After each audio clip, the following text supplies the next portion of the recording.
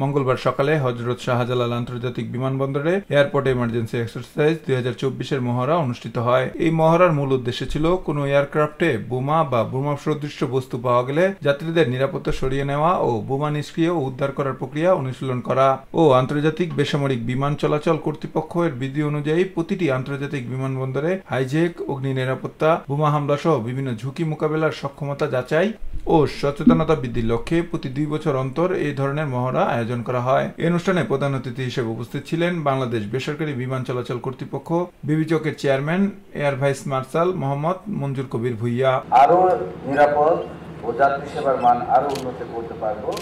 তো সবাইকে ধন্যবাদ দেওয়ার আগে আমি আবার যারা যারা এই মহড়ায় অংশগ্রহণ করেছিলেন প্রত্যেকটা ইউনিটের নাম ধরে তাদেরকে ধন্যবাদ দিতে চাই।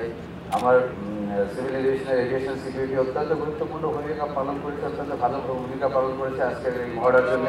আপনাদের অনেক ধন্যবাদ। মেডিকেল সাপোর্ট টিম আপনারা ভালো কাজ করেছেন, অনেক সুন্দর করেছেন, হেলিকপ্টারও সুন্দরভাবে উঠিয়ে দিয়েছেন।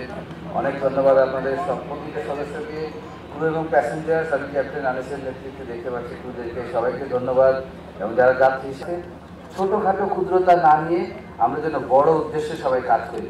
এখানে আমাদের জাতীয় ন্যাশনাল ইন্টারেস্টটাকে যেন আমরা ধরে রাখি না, জাতির স্বার্থটাকে সবার আগে নিতে হবে। ব্যক্তিগত স্বার্থ, গোষ্ঠীর স্বার্থ বা কোনো পার্টিকুলার সংস্থার স্বার্থ থেকে আমার দেশের স্বার্থ, আমার জনগণের স্বার্থ এবং আমার যাত্রীর সন্তুষ্টিটা আমাদের সর্বোচ্চ অধিকার দিতে হবে এবং নিরাপত্তার ব্যাপারটা আমাদের দিতে হবে। এটা মাথায় রেখে ছোটোখাটো ক্ষুদ্রতা পরিচয় করে একসাথে মিলেমিশে এই বাংলাদেশকে এগিয়ে নিয়ে যেতে হবে। নতুন বাংলাদেশ, যে বাংলাদেশ করার জন্য আমাদের ছাত্র জনতা তাদের রক্ত বিলিয়ে দিয়েছে এবং আমাদেরকে সুযোগ করে দিয়েছে নতুন বাংলাদেশ গড়ে তোলার জন্য।